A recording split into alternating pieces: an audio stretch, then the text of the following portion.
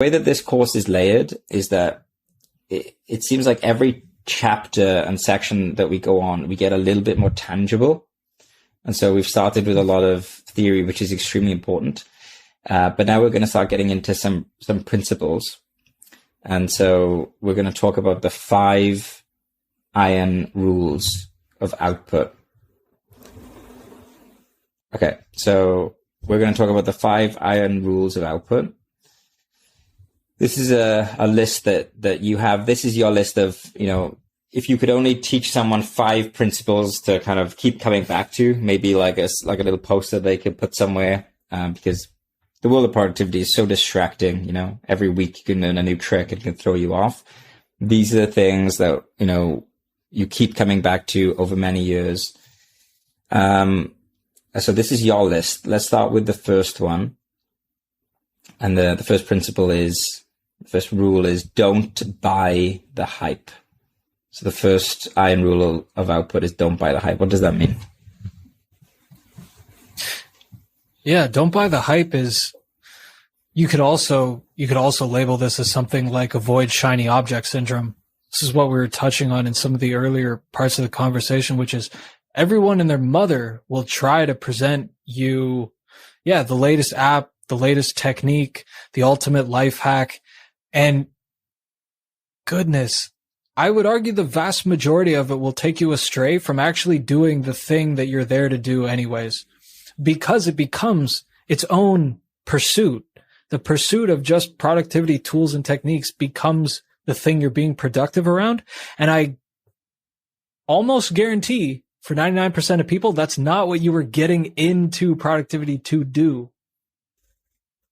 Yeah. And I mean, on this, I'm not going to name names because it's not useful, but there are a lot of people I've followed. And I mean, I've followed a lot of the high end productivity, peak performance space for a long time. Like we're talking a decade and a half, kind of really focusing and watching this space.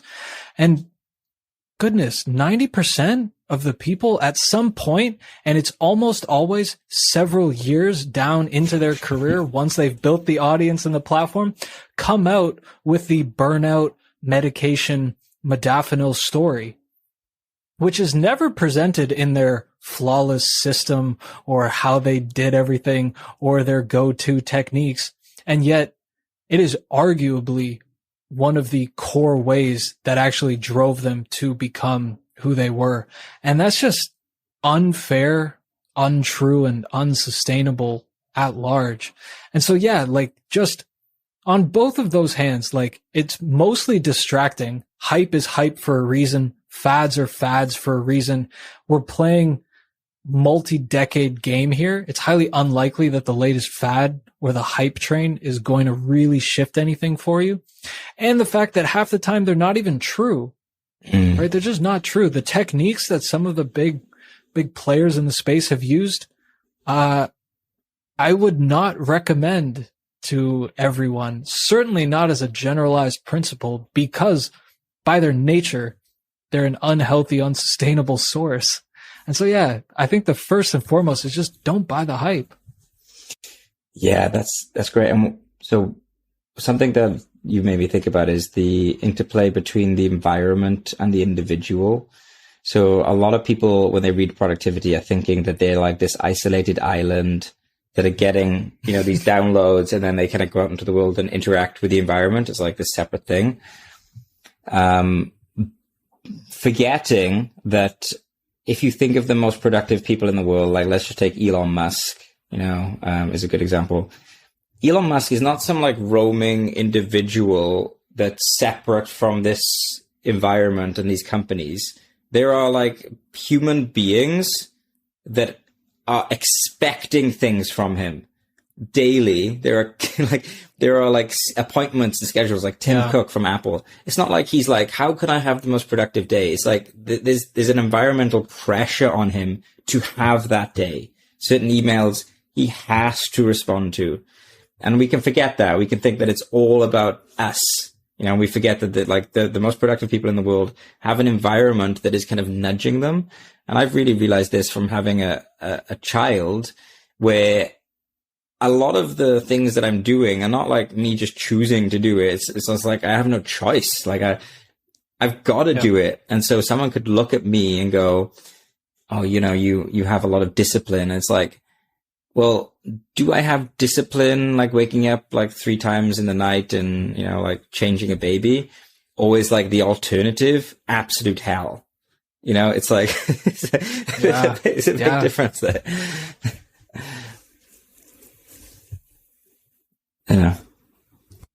Yeah. I mean, this is both a positive and a negative frame on relying on motivation. A, it's harder to rely on motivation, and B, it's actually not perhaps the most effective. You have an entire external environment that can push you in the direction you want to go. And yeah, sometimes like social obligation or requirement is really helpful because again, this is also worth investigating. I think a lot of people are way more comfortable letting themselves down than letting other people down. Mm-hmm. And I mean, for better or for worse, I think that's true of many people. Yeah. I don't think it's great. You should actually really investigate why you're so willing to let yourself down. But if it helps, like a kind of training wheel to enter into a dynamic with other people, like, yeah, have obligations to your team, make a financial commitment. There are like apps that will literally just let you put money up at the threat of losing it if you don't do the thing. Sometimes that can be extremely helpful to catalyze the action from us. Like, it doesn't need to be, we're very good at making all of this harder than it needs to be. And if there's something in your environment that will help catalyze it for you, why would you not use it? So we have iron rule number 1, don't buy the hype. And I'm sure we'll circle back more on that. Iron rule number 2 is very simply do the thing. And I've heard you say this many times in calls. Can you explain more what that means, why that's so important? Yeah, some of my friends back at home have grown tired of the cliche of just do the thing. And I come back to it because it's the most basic and most fundamental part of this. It is far too common. This happens to me even still, like continuously. And I see it almost across the board in everyone, where in your heart of hearts, you knew that on Monday morning, there was like one thing that you needed to get done this week, not even this day. It's just like, if I did this, like if I finished my report, if I did the accounting, if I wrote this piece, that would actually be enough. I could have done nothing else the whole week, but if I did that one thing, it would be a good week. And it is unbelievable. It is scary, absolutely scary how easy it is to go 5 entire days, 7 entire days, and at the end of the week, have that thing still sitting on your list. It's unbelievably annoying because people will, fill up with meetings and calls. They'll be kind of intimidated or scared of the big thing that they know they should do. So they'll fill it with distracting tasks or small kind of menial work. And of course, always at the expense of the one thing that they needed to do that would be extremely worthwhile. And if you kind of did the math on this over extended time, even just days, weeks, or months, like if you did the thing that you needed to do in the week on Monday, you'd have the rest of the week to keep building on that. And this is what I mean, because I do actually believe, this is again why some of this stuff is really subtle. I do fundamentally believe it's possible to do something like get a month's worth of work done in a week, right? To actually like significantly increase your output. But it's just not fancy. It's not as fancy as people make it sound. It's literally like, do the one thing that you know you need to do. And if you did that daily,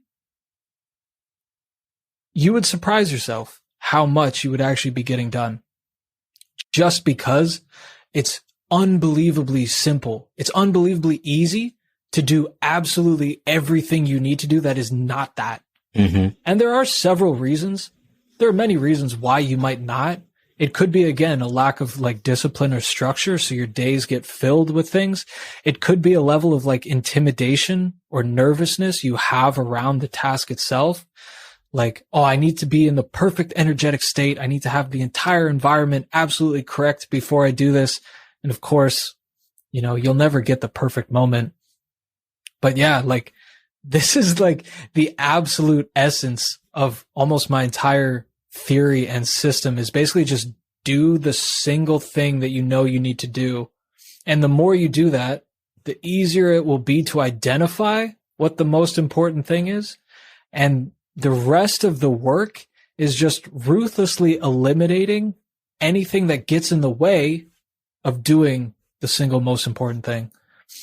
So honestly, yeah, just literally do the thing. It sounds so ridiculous, but I mean, take an audit of your life, like go back or just start watching yourself now, like how easy it is to go several hours, several days, several weeks, potentially, right? Some people's life projects sit on the back burner for decades.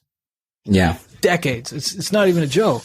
And yet the raw amount of like hours it would take might be like 10 or 20 or 200 even. That's less than an hour a day.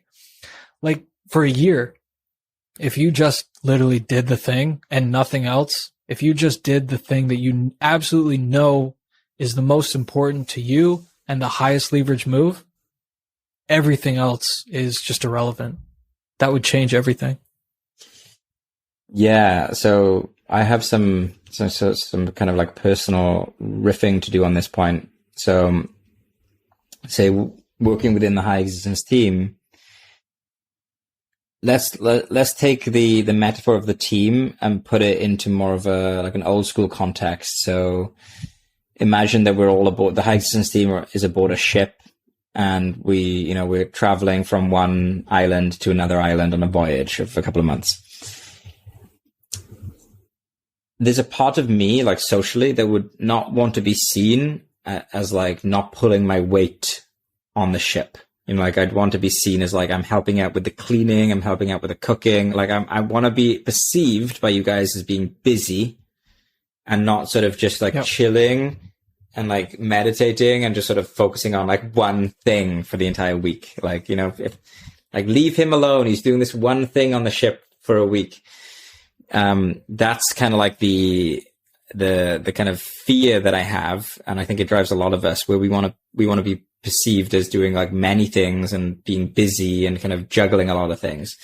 Within high existence though, doing one really significant thing every week consistently, 52 weeks of the year, like over a year, you know, like the amount of that's like so much better than filling your days, like half of your days, with like tinkering around with stuff that feels important and urgent, but isn't the thing that's going to move you forward. And so, yeah, like how do you personally grapple with that, where, you know, you obviously have a lot of stuff to do, you know, like I'm guessing you have like emails to respond to and little stuff in your to-do list that you can just like tick off and feel good about. How do you kind of manage the temptation to just spend all your time on that versus doing the thing? Yeah. Yeah. The ship analogy is great. Like, I think a really common one for people, if they want a more exact example of this, is cleaning your room is probably not the thing you need to do.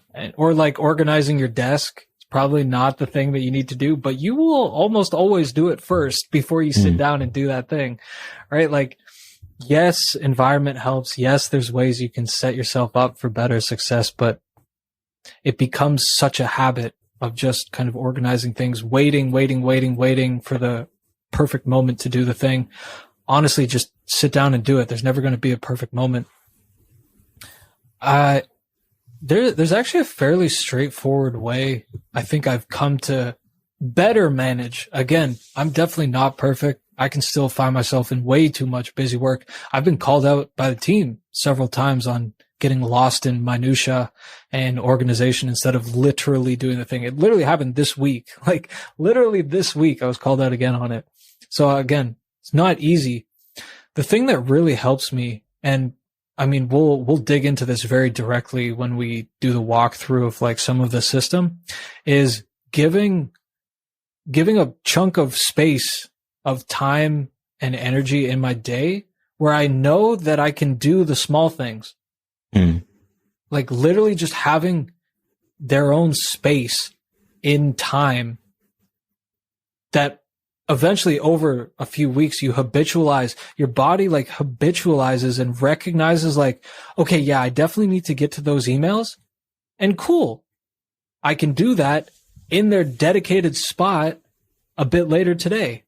But when you don't have that little spot, or just that knowing that, yes, there is a time and space that it will be dealt with, the urgency completely overwhelms you. And you're like, oh, fuck, I have to do this right now.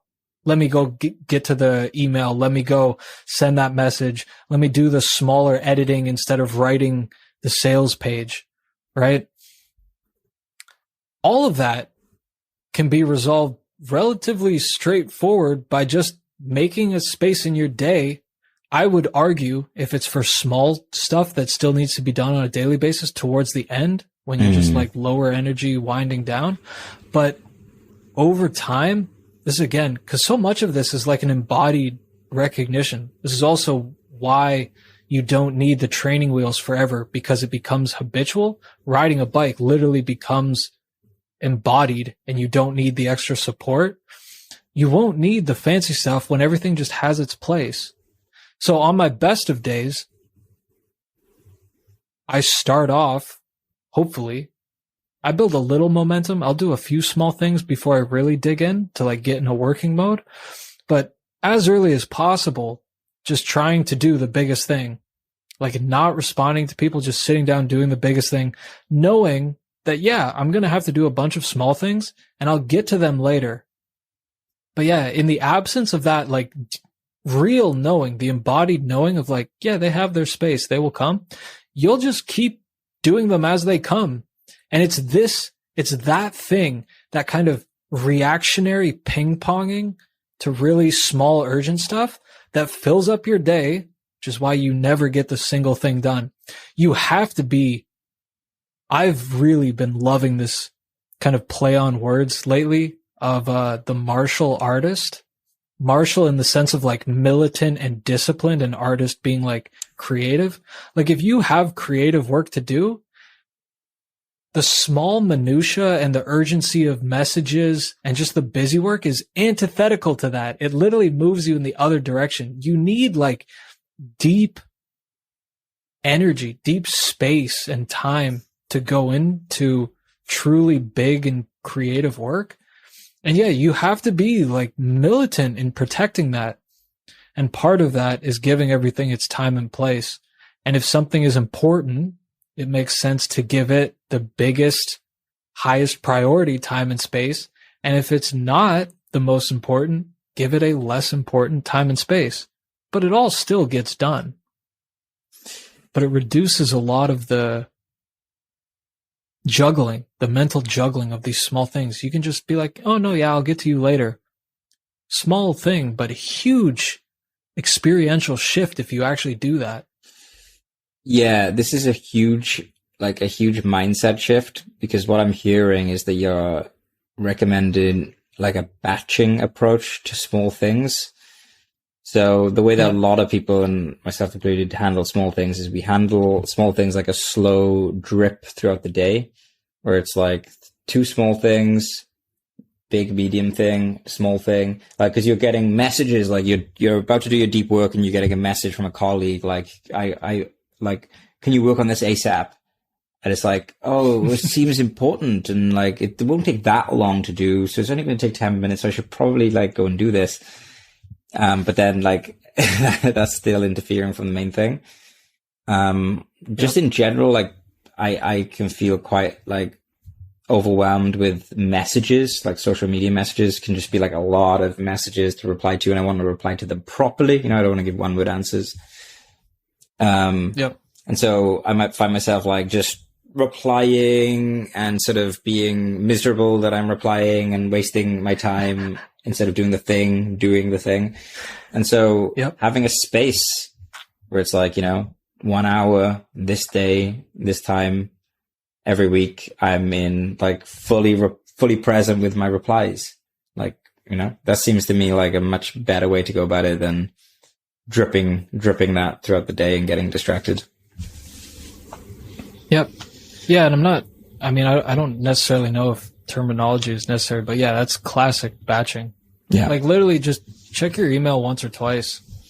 Actually, there's a deeper step that actually goes back to the kind of martial artist, like militant, disciplined creativity stuff, which is you can actually I would start questioning, like, do you actually need that meeting that's on your calendar? Like if it can be an email, take the small, courageous act, because this is difficult, particularly in a social environment of like, hey, I actually don't think this meeting is useful. I don't want to be here. Can we get rid of it? Sometimes the answer might be no, but sometimes the answer is yes. And you've just reclaimed a whole lot of time, energy, and space, right? Same thing with emails. Like you don't need to reply to everything. Like straight up, you just don't. Just immediately delete it. If they do require responses, yeah, do them the last half an hour of your day. Like nothing. And again, I guess this is under the context of like decades. Like I would try to get yourself to a state or a working environment where there's nothing in your working life that requires a response within the same day. Mm-hmm. Like if you choose to respond, yeah, fantastic. But the belief that things will burst into flames if I don't respond to this within the next 20 minutes is like never correct. It's never correct. And you can just start to embody that more and more of like, yeah, I'll get to this. I'll get to it either at the end of my day or I'll get to it tomorrow. Like a 24-hour response time is actually what we've set up at High Existence. It's like, yeah, it's reasonable to expect a day response, but like not much more than that. Because yeah, if we truly want to do amazing things, the whole team needs to be able to dive into deep work. And having the expectation of immediate replies, completely antithetical to that. Yeah, the call, the taking like the email instead of the call if the call's not urgent is a great one. I find myself sometimes questioning whether I should be taking calls or not. And this conversation with you now is like a good reminder for me of the type of discussion that I want to be having, like this to me is very rich, meaningful. It just feels like significant. And it like so often we might like end up getting into a call, which is nice, but it's still like, you could have spent that time doing something like this discussion, and that's sort of one of the things that I'm grappling with at the moment. So we have principle. Did you have anything to say on that? Yeah. A last resource definitely going to put in this section is a piece on the difference between the maker schedule and the manager schedule. Because depending on what your role or work actually entails, you actually can and should structure your day way differently.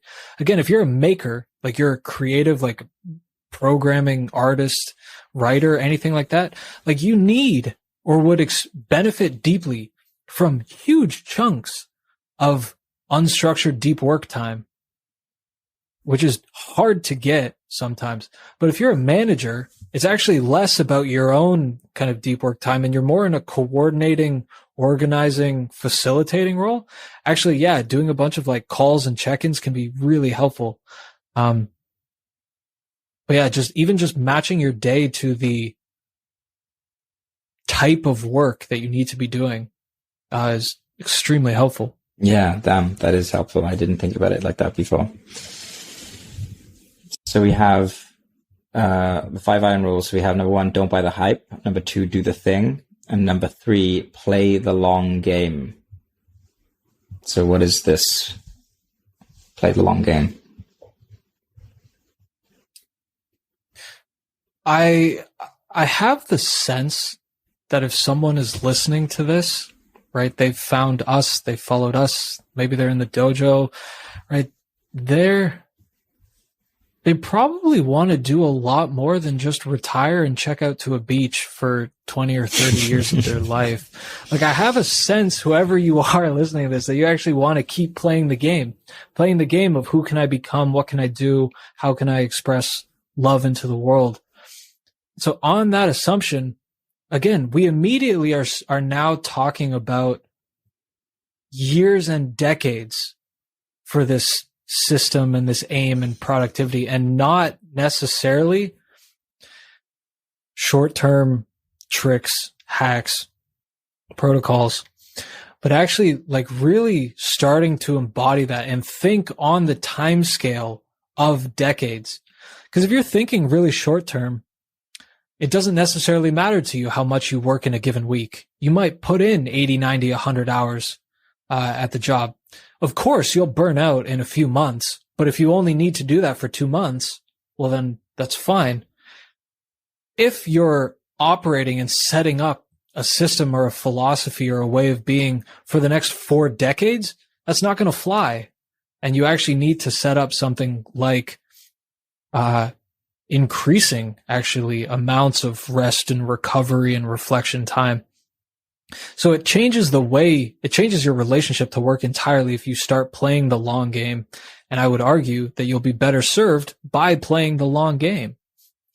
One of the most direct ways I see this come up for people is a kind of black or white, all or nothing thinking, where if I release something into the world, that's it.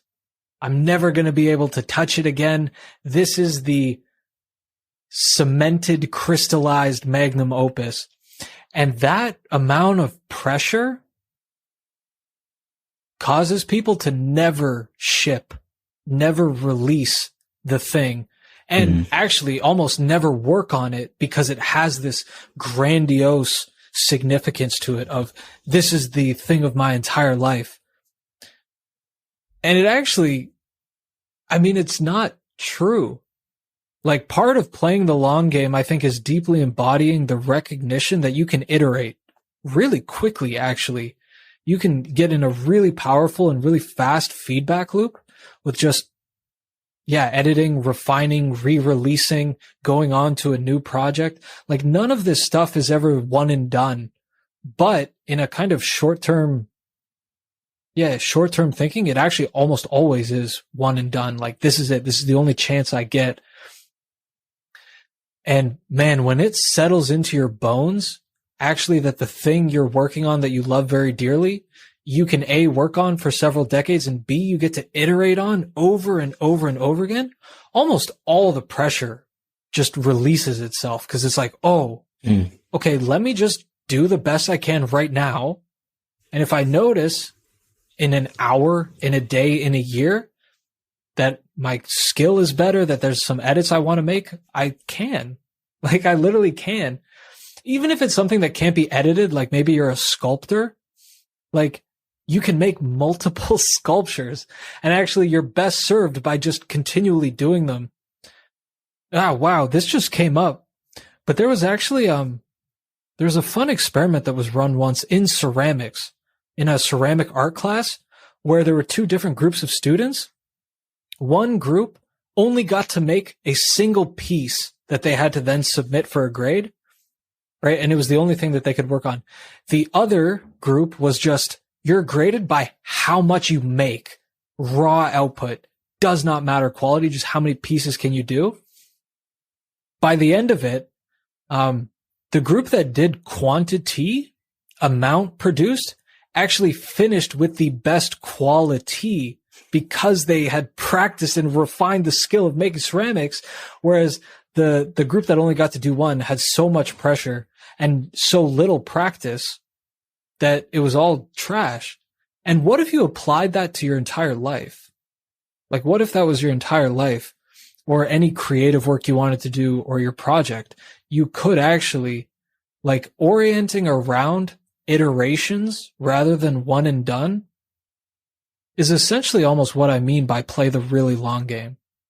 Set up something that can hold you, right? Set up a project or find a company that will hold your development over decades, and just play the long game. It's never one or done. You're never, actually, maybe a way you could say it is the only person judging you based on the one thing you release is yourself. Everyone will stay along for the process. Those who really care about you will watch your growth and give you the space to keep releasing. But yeah, playing the long game, that framing to yourself changes everything, because it changes how you think about work. It changes the amount of work in like a day and week that is acceptable to you. It changes your relationship to rest and recovery, to giving space to thinking, even actually to exploring other domains. Because if you're playing a really long game, you might have your main focus, and maybe if we keep using the sculptor ceramic example, that will be your main thread. But actually, you might benefit from exploring painting a little bit, exploring different kinds of music, because it can come back into your main project. But yeah, if you're trying to make everything just the one and done magnum opus perfect offering, you'll either just burn yourself out or distract yourself for way too long. So yeah, play a very long game. This like bringing it back to a personal example for me, this is something that I keep in mind with my martial arts practice. So thinking that I would like to still be practicing when I'm 50, 60, 70, that puts an emphasis for me on using clean, good fuel. So I'm always trying to have fun. I'm always trying to find ways to enjoy my experience. You know, it's already difficult. Why would I make it more difficult? So if that means sometimes rolling more with friends, like sparring more with friends than having like really difficult rounds, you know, it's more fun. Like, so that's going to keep me in the game longer. Taking care of my body is another big one, you know, like kind of just like looking at yourself as like a biological machine and sort of like having maintenance on that. Yeah. And it's like, it's a mindset type thing where ultimately in whatever field you get involved in, it's like persistence is the word that is like is the magic secret to success that few people want to recognize. Like, I love that frame where it's something like you underestimate what you can do. You overestimate what you can do in a day and underestimate what you can do in a year. And, yeah, I think that's super true for so many people. Love that. Yeah. Even just that question in itself is a fantastic way to get some clarity. Like, what would you like to do? What could you see yourself doing? What are you called to enter into that you could do for several decades of your life? Decades. And for many people, whether they're in their 20s, in their 30s, like a frame that really hit me that was extremely powerful was like, what would I want to work on or choose to enter into now that I would do for the entire amount of time I've existed on this planet thus far? Like when you take that scale, like, and actually your point there was, this is what I meant earlier of if you choose something that really calls to you and you play the long game, almost all the small details iron themselves out, because like you just said, it becomes a lot easier to figure out to make food decisions. Mm-hmm. You'd almost be resistant to introduce a level of complexity, and like apps and systems are an example of this, because if they make them less fun for you, if you're not going to have fun with this, you're not going to stick with it for more than months or years. Like it will just run its course. And actually, again, this is such a huge reframe that doesn't come up in the conversation enough, which is like many people getting into productivity, like, I'm doing this because I need to be super serious so I can focus and get all this stuff done. Actually, if you're playing the long game, one of the best ways to guarantee you're going to get a lot done is to make it really fun. Yeah. Like if you're not going to enjoy it, you're never going to stick with it. So actually, yeah, and now again, it becomes a perfect virtuous cycle where the more you do it, the more you enjoy it, the more you enjoy it, the more you want to do it, the better you get at it, the more you see your own competency and mastery develop, and then you're just off to the races. But it's almost a perfect example. This is actually the effortless kind of Wu Wei thing again, where it's like, if over a certain period of time, like months, it's still this absolute slog for you, you should really look at that. Yeah. Because that's probably not going to last much longer. Playing the long game also helps one reframe bad weeks. So like if I'm planning to be a martial artist for the rest of my life, a week of mistraining, a month of mistraining in the grand scheme of things, like it doesn't stress one out the same way that it would if you're thinking on a smaller scale. So with productivity, like a bad day at the office, a bad week at the office, in terms of productivity, it's like, well, the goal is to be refining this, for decades, and to play the long game. So it's like less stressful when you're thinking on that time scale. Extremely important point. This is the thing that will help you do the thing. Because again, one of the main reasons I think people are resistant to just sit down and do that core thing is because they have this narrative of it being so intense that they need to show up in this perfect state. But that still has that sticky residue of like the one and done, all or nothing mentality. There's a line in writing that is amazing, which is just like, get the shitty first draft done. The first draft is almost always the freaking hardest, but it becomes this insurmountable mountain, of course, when you feel like the thing you write first has to be the perfect finalized draft. And if you tell yourself that story, well, damn, of course, that feels like a lot of pressure. Like, Jesus, you have to come up and do a perfect performance, perhaps even when you're just still refining the skill. But no, the switch to the long game changes that entirely, because actually it's in my interest now to get the draft done as quickly as possible so that I have something that I can work on. And it reduces the vast majority of that stress and self-imposed pressure, because it's not, the expectation of perfection isn't there. And you actually give yourself space to like, let's just get something up so that I can tinker with it, get better, actually build motivation, build momentum, use that. But it all comes on the other side of like, stop planning around a week, like start planning around a decade, and the vast majority of stuff will line up effortlessly after that. Yeah, there's so many different angles you could take with play the long game. Another one is over attachment to your like sharing ideas or not sharing ideas. When people like cling to their own ideas and it's like, if I give this up now, this great idea, then someone could steal from me, in 2 months time, and then I'd be ruined. It's like the long game version of that is that opportunities would come. I'd get better ideas. I'd have more more interactions with people.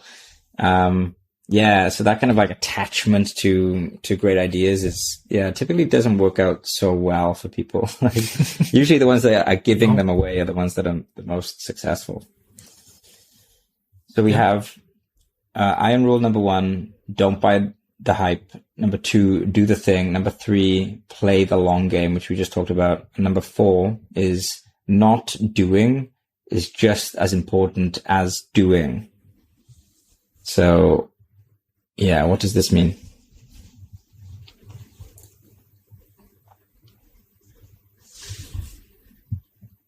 Yeah, this one is largely an energy management point, and it actually goes back to doing the thing. I think it can be really confronting, and I would invite people to try to be as honest with themselves as possible with this, because whatever the answer is okay. But you need to get a clear picture of this, which is how much of the work that you do right now is bullshit? How much of it is just done because you're distracting yourself from what you should actually be doing? I think if you put it into a percentage, the number would shock most people. And actually what you're doing, if you're filling your time, energy, and attention with just busy work or garbage or distraction, is that's literal life force energy that you could be putting in to the aligned important things that you're just petering away on cruising Facebook or responding to the epic email chain where everyone is just using it as a distraction and it's not actually important at all. Again, showing up for hours and hours of meetings that are garbage that could have been a single sentence email. Like, there's a lot, I think it's way bigger than people imagine, of stuff that we do, again, all the way back under the idea of, well, if I just show people that I'm doing 100 things, obviously that will make me more valuable. No, cut that shit out. Again, because your value is not in question here. This is just safeguarding your energy and your attention so that you can put it back into the single most important thing that you should be doing. There's also just a kind of basic enjoyment of life theme in this one, which is, do you really want to be working all the time? Because you definitely don't have to be. And if you cut off a lot of the bullshit that you were doing, you'd have a lot more time, energy, and attention. I meet a lot of people who actually just have genuine hobbies, like don't want to make the hobby into the thing that fuels their life. Like maybe they just want to doodle or something. But the classic cliche here is, oh, but I work all day and then I come and I'm so tired and I don't have the energy at the end of my day to do it. It doesn't have to be that way. Actually, if you stopped doing the garbage that you're currently doing, you'd have a way more physical, vital energy and way more time to do whatever it is. Continue working on the project, sure. Make a side hustle, take up a hobby, take a walk in nature. Again, there are a lot of like second order impacts of the cult of busyness that our culture is in. And one of them is you are sitting on a computer a lot, bro. It affects your posture. It affects your vitality. You're not out in nature. You're not seeing friends as much. Like, what if you actually prioritize that? This is actually the second part of why increasing your output or productivity can be helpful. Not to do more, but actually so that you work less, so that you can invite the things, the parts of your life that aren't work back into your life. Like you could spend more time with friends. You could go on more nature walks, whatever it is that you care about, that you want to do. You'll probably want to have some time for it. And yeah, this is an iron rule for a reason. Like if you can get faster, one of the avenues to getting more time and energy back is to be able to get more done so that that time is freed up. Or you can just stop doing stuff entirely, because actually most of this stuff is way more negotiable than you might think. Not everything requires a response. Most meetings are trash. And if you got a little bit uncomfortable and kind of raised that, you could probably drop them. There's a lot of ways you can start really just dropping work that is distracting. And this includes stuff outside of work. Like start looking at how much screen time you spend on your phone and how much of that goes to the Facebook, Instagram, Twitter trifecta. For most people in their 20s or 30s, it's probably like 2, 3, 4, 5 hours a day. A day, bro. Like what if you had that time just to relax and weren't doing it? Like just stop doing bullshit and it opens up worlds of possibilities for you. Yeah, that's actually a very good exercise. Anytime you can see your mind making excuses that you don't have enough time to do the things you care about, go look at screen time. Oh God, like that's awful. That's a great awakening experience. I don't really watch much TV at the moment, but I have had experiences. Even though I am doing a lot of different things, I do feel like I have a lot of responsibilities. But sometimes I've caught myself just getting into a TV show, and I love it because I find it amazing how I find time to watch it. Oh, yeah. It's like there's somehow like these hours start opening up in the day that like were previously like completely shut, and like really like they are, but yet you still find time to get more of this TV show in, but you're too tired to do everything else. Like nothing else. Oh, yeah. It's like, okay, fascinating to experience that. Yeah. And one of the arguments there that actually doesn't really hold up is, oh yeah, well, it's just like mindless television and I'm just using it as a way to relax, but I don't have the energy to work on my project. But actually, like on a physiological level, watching TV is no small feat. It's a lot of visual stimulation. It's a lot of auditory stimulation. You actually get more tired, like just being sedentary, like seated and stuff. Like actually, even consuming media is not an energetically mild process. It's really intense. So the energetic argument of watching TV doesn't hold up. And yeah, again, if we go back to the long game point, you should definitely find like, I don't even want to call them guilty pleasures. Like you should find ways to relax and enjoy life outside of stuff that you can do. And yo, I watch a whole bunch of TV. There's a whole lot that I've consumed. I watch a lot of YouTube, like whatever. It can be helpful. I mean, it's necessary actually to give yourself that space to just be human and do what you want. But yeah, the common argument I hear from people is, oh yeah, it's just a way to wind down and relax. I don't have the energy for my project. And it's twofold. One is the energy argument isn't real. And again, implicit in that is this assumption that you have to show up in the perfect state all the time to work on that thing that you want to work on. Unless I'm fully lit up and deeply focused, I can't touch it. And I mean, you can tell yourself that story and I guarantee you'll literally never work on that thing. You'll never, or very, very rarely, have that perfect storm of motivation and energy and deep focus and no distractions or messages. Like that just doesn't exist.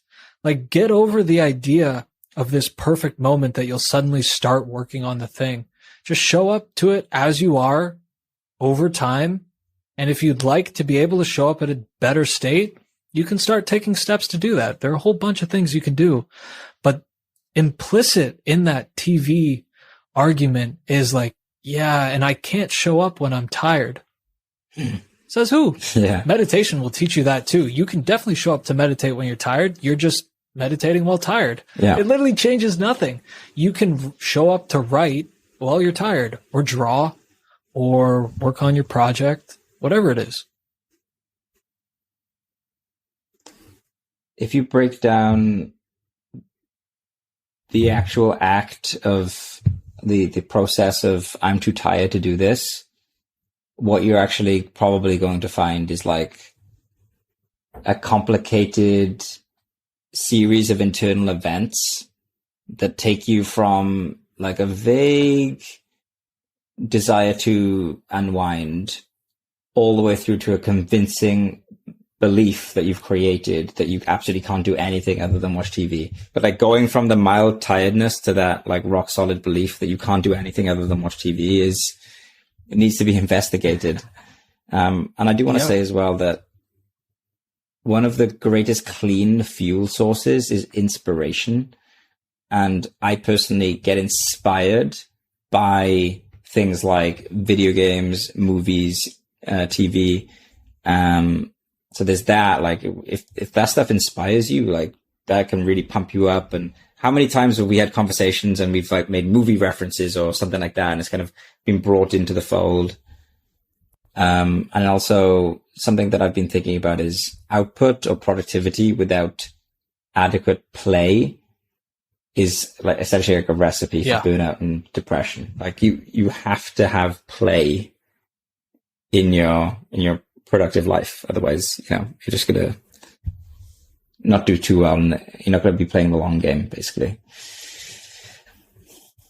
Yeah. And this actually is one of the things I fold into the martial artist metaphor, which is like, if you're serious about your creativity and you're not deeply engaged in your life and having fun and being playful, you're probably not as serious about your work as you think.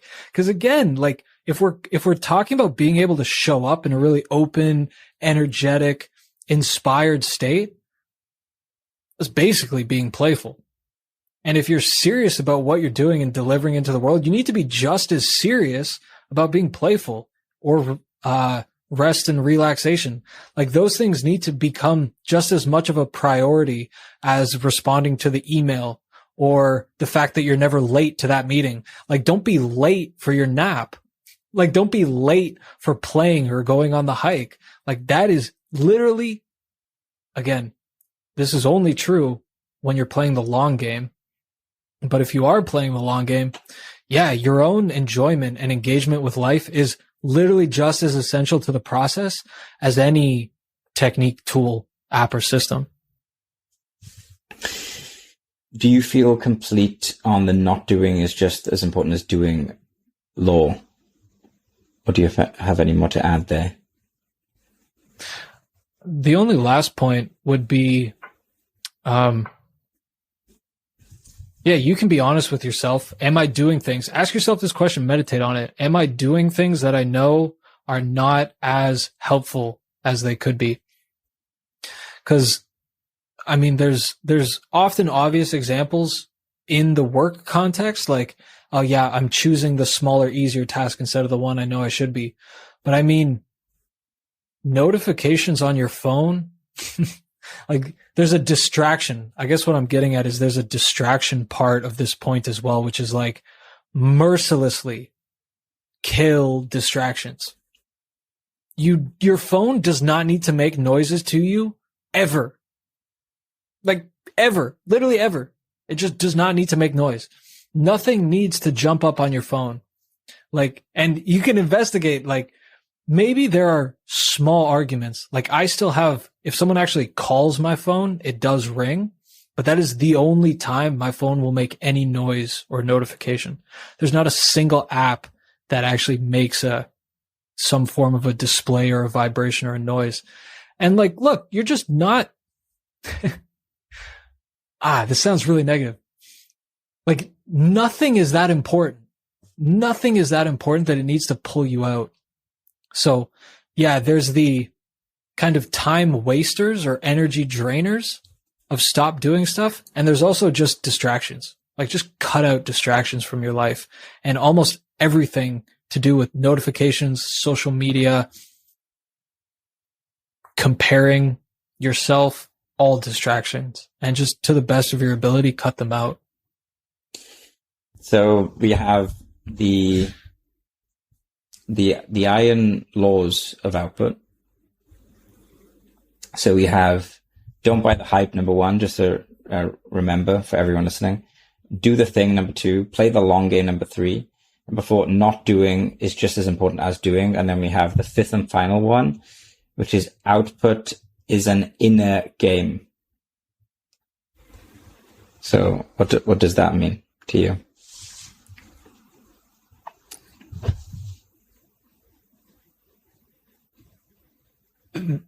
This one was actually born from a lot of my own process and recently seeing it in a lot of people who have come through our programs or our experiences or that we've crossed paths with. I'll root this in an example from the beginning because I think it's easy. It's much easier to grasp. I'll use two interchangeably. People can use the one that they like most. One is like writing an article or writing a book, and one is making a piece of art, like making a song or making a painting. And let's say you're trying to get better at those skills and wanting to do more of them. Cool. One of the traps that people fall into, and actually it becomes a very difficult experience of being overly hard and judgmental of yourself, which is thinking that like your output and your productivity is actually just that little final deliverable, like the little period at the end of the sentence. Like, why is it so hard for me to write this article? It's not that long. It's not that complicated. the reason I would argue is this iron rule. It's very much an inner game because your identity is enveloped into this. Your entire identity is probably the word. Your entire identity gets mixed up and weaved into the work that you do here, particularly if it's something that you want to make a bigger part of your life. If you want for it to like sustain your life, if you want it to make money for you, if it's something you want to be known for, if it's a domain you want to move like further into mastery within, your identity becomes deeply ingrained with it. And so it's not just, can I write this article? It's what does this piece say about me as a writer? And that is immediately a much grander scope, right? Or the big one is if you haven't done a lot of this before and you want it to be the thing that sustains your life, this now, your little article or your first song has this huge like make or break importance for you. Like, yeah, but if I release my first song and it flops, like, holy shit, I've studied music all this time and it's never going to work out for me. And oh my God, I have to rethink my whole life now. That is way bigger. I think most people can recognize that is a way bigger, I don't want to call it a problem. It's a way bigger thing to grapple with than, can I release this song on Spotify? Mm-hmm. But you conflate releasing it on Spotify with that. So most people will just get into the narrative of why haven't I released this yet? It's not that hard. I see people doing it every single day and they're not even as good as I am, right? You get into this crazy, like self-narrative and it's often extremely negative. But it's not just the deliverable. It's not the actual piece of output. It is this is what I mean by inner game. There's a whole lot of fear of failure. Mm-hmm. There's a whole lot of self-expression. There's a whole lot of comfort in your own identity, particularly in trying to embody a new identity that gets wrapped up in whatever the final output is. And actually, this is often, I think, one of the main reasons why people struggle with the output or with getting started or going all the way back with just doing the thing, because actually it has far grander implications. It's weaved much more deeply into your life than just, oh yeah, I wrote that article. It's like, no, I'm a writer and what does this say about me? And I feel uncomfortable with it. And what if it can't sustain my life? And I'm scared of being vulnerable on the internet because what if people judge me? And what if I get hate email? And what if people send me suicide threats? And this all sounds ridiculous, but I mean, it's definitely there.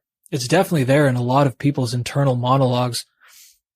And so it also presents an opportunity, actually, instead of trying. This is funny because we're doing a kind of productivity course and I'm about to send people away from productivity. Sometimes the greatest thing you could do for your output and your productivity and your work is go into yourself, go into healing, go into self-exploration, right? Journaling.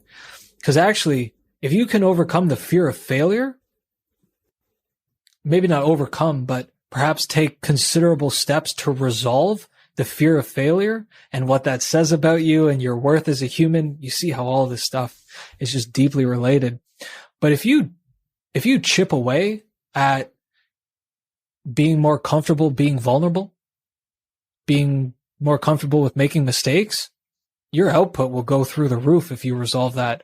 But it has nothing to do with productivity. It has everything to do with your relationship to yourself, with your self-image, with your self-worth, with your relationship to fear, your relationship to being judged by other people, all this stuff.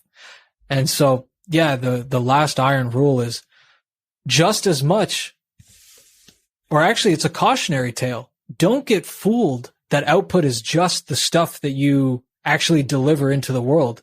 It's just as much of an internal game, internal dynamic. It's actually where it all starts. Yeah. Because if you're comfortable with yourself, if you have a level of confidence. You're okay with maybe making a few mistakes.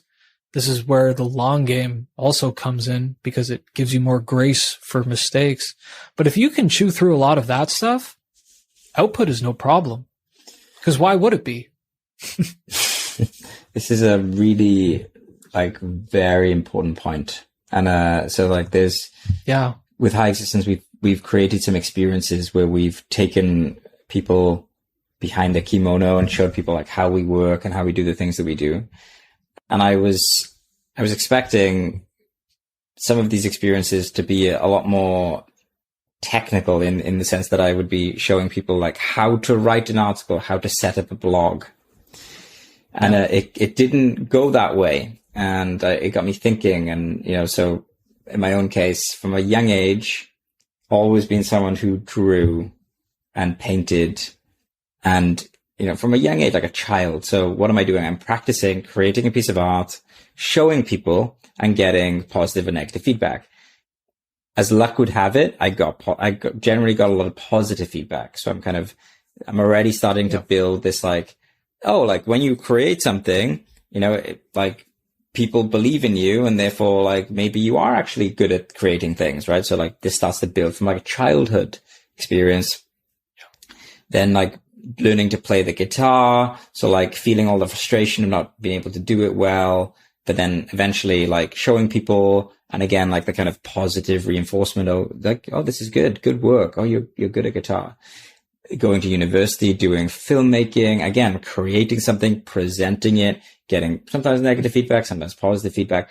All of this stuff before I even started working on my first article, ever. And here I was thinking that people were looking for the technical ways to create an article. But what they were looking for is 20 years of experience saying that you can actually do it. Because some people have never had that, right? And some people have not had, I've had very few people giving them encouragement that actually you can do this. I know it's difficult, but you do have potential. And that's a tricky thing to give someone, that's a lot of experience. And on some level, you can't actually give it to someone. You have to go out and get it for yourself. So yeah, I love that. Really important point. Yeah. Oh God. Yeah. This is foundational. This is fundamental. This is also why, this is why going all the way back to the first iron roll, this is why you shouldn't buy the hype, because it's extremely rarely is it a technical problem. It's just not a technical problem. The vast majority of cases, it's not a technical limitation. It's an internal limitation. There's also a really sneaky one that is worth investigating, which is, do you actually think you even deserve to be good at the thing? That's a huge one. A lot of people was well, what if this did actually work out? What if you became a masterful writer? Right? Do you actually deserve that success? Do you feel like you deserve that? Easy to scoff that off and be yeah, of course. What do you mean? No. But actually, you need to take a look at that one. That's a big one. Another very sneaky way that this can be an inner game is well, what if I become a badass and other people feel uncomfortable around me? What if I become so big that people get jealous or they become uncomfortable? And it's A, you don't need to pity people. That's a really bad take on how other people would react to that. But again, B, you might if you actually believe that, if you believe other people will be uncomfortable with the person you become, you won't let yourself become that person. And so of course you'll struggle. Of course you'll struggle putting stuff out because you have this internal block literally limiting your output. It's like when big freight trucks have their speeds limited. You actually have an internal limiter of what you can do because you're self-imposing it. And yeah, so there are a lot of increasingly subtle layers that go into output and productivity. And so it's very much an inner game, probably more so than it is an external deliverable based game.